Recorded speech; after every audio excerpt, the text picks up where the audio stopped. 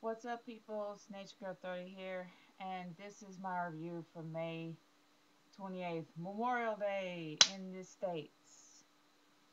Uh, just wanted to say thank you for all the troops that are fighting for us overseas and definitely helped us, actually allow us to have the freedoms that we have today. So thank you to all the troops out there. Thank you for everything that you do. And briefly put this on mute. Yeah, I am uber exhausted. So that's probably the reason why I'm sounding a little bit slow right now. But anyway, I'm gonna go into this review. Honestly, I have to say that there were some parts of this show that actually made me excited. Number one, I was extremely excited when Dolph Ziggler finally walked out. I that was a moment that I have been waiting for such a long time because Dolph Ziggler is such a wonderful talent and he's being dragged down by Jack Swagger. Let's face it, we all have known for a very long time that Jack Swagger is the one that actually need more help from Vicky than Dolph Ziggler. Dolph Ziggler should have been on his own solo for a very long time. He should have been the one getting belts. I mean, getting title shots. He should have been the one doing a lot of things on his own. So actually seeing Dolph Ziggler walk out really made me happy and really makes me excited because they're actually starting to push him forward now to being a solo, to being a solo performer, a solo wrestler, than him actually being in a tag team. So that makes me really happy to see that. Another thing that really made me happy, but then kind of fell short, was the possible Brodus Clay and Big Show feud. I was so excited. I literally just, I mean, I was just so excited to see that. It made me so happy to see that possibly happening. Unfortunately, it fell short for me because let's face it, I thought it was going to be an explosion. You know, when giants collide, you're going to see the whole place shake. But then I guess it was a mini giant versus a mega giant. The mega giant took out the mini giant really quick and then took out people who were trying to help him really quick. So unfortunately, I got a little gypped when it came to the actual feud. But I doubt they're going to start it back up again. It's probably one time thing.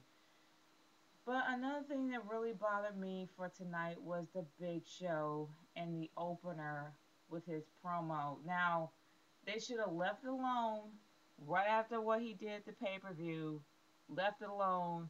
What he said made him a heel.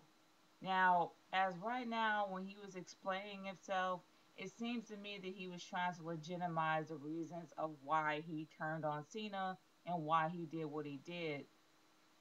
That was just completely unnecessary. I'm sorry, it really was. Because he's already established himself as a heel. Heels don't need to explain themselves. Heels don't necessarily have any fans in the crowd. Fans follow him whether they like it or not. But regardless, when it comes to a heel, they don't need to have any explanation of what they do. They just do it because they feel like it. But now, when he came out there and explained himself, it sounds like he's more like a frustrated face than he is as a heel, and that just bothered me. What angle are they trying to have with this guy here? Are they trying to have him as a frustrated face to where he was just frustrated the fact that he lost his job and he just had to do whatever he had to do to get by to survive and actually get his job back? Or they're gonna make him a heel because he got sick and ticked to death of the fans, being completely fickle, going back and forth, and either liking him for being silly or not liking him for not being silly. I mean, they really could not decide where they were going to go with that character, and that was the one thing that really bothered me the most. Another thing that kind of made me sad was the fact that they had Santino Marella versus Alberto Del Rio, a match that lasted only 1 second. Oh gosh, I mean, honestly, I'm gonna be real, and I'm gonna really try to cut this review short because I am mega tired. But honestly, it was enjoyable to the point where I actually started to become a little happy with some of the things that I saw, like the whole Dolph Ziggler leaving, and then also with the two giant feud, really made me happy. And AJ finally has some relevancy in this storyline. Like, I don't know how far it's gonna go, but it's a given that she's going to be involved at not All Limit, but she's gonna be involved at No Way Out. So, excuse me. As you can see, I am tired, but It seems like she's going to be a lot more involved in the way out. When she came out during CM Punk's match, it actually started to make a lot more sense. So that was something that was interesting to see. Not only that, I loved the cover of WWE 13. I haven't even played WWE 12, but I'm gonna make sure that I actually get that game because the cover is awesome. And from what I'm hearing from all the reviews out there, for those that actually did WWE 12, I hope that this game actually turns out to be pretty good. But either or, seeing that cover was awesome. His promo was even better. I mean, he could completely diss John Laurinaitis. And another thing about John Laurinaitis, he practically tried to make himself hardcore by not having people make fun of him or make fun of his name. But John Cena and CM Punk are practically just destroying him and humiliating him on the mic, and he's allowed to. So it's kind of make him. It really does make in no sense whatsoever to try to make yourself a tough guy when you are allowing your staff to completely curse you out.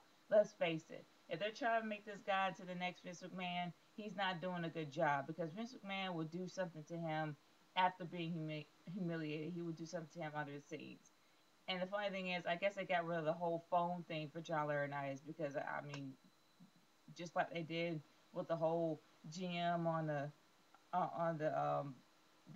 laptop a long time ago. And as you can see, I am rambling because I'm exhausted. So I'm going to go ahead and actually grade this thing. Um, like I said before, I like the whole Dolph Ziggler finally leaving, finally coming to the realization he left, finally breaking off of Jack Swagger. I was excited about the Giant feud, but unfortunately it fell short for me. The Alberto Del Rio versus Santino was completely blah. There was no, if there was a Diva section, it was a Divas moment tonight. I didn't know because I fell asleep. So honestly, I gotta give it a C. It wasn't all that bad. I really was entertained and I really was excited about seeing. I really was excited about seeing two possible moments in two possible moments that went on the Raw. I was actually excited about those. I'm not excited about the whole Teddy Long thing, but it seems to me that Teddy Long is going to actually start breaking out and he's going to probably just quit. And I think that's problem that may happen next week. So I am a little bit excited about Raw to actually see what's going to happen because it seems to me that the whole theme about tonight was things breaking down. Because obviously the Big Show completely snapped. He's breaking down. Dolph Ziggler is definitely breaking down. Well, actually, maybe just breaking down the walls of his talent. I guess if you're trying to say that, if that makes any sense for me being so tired and all.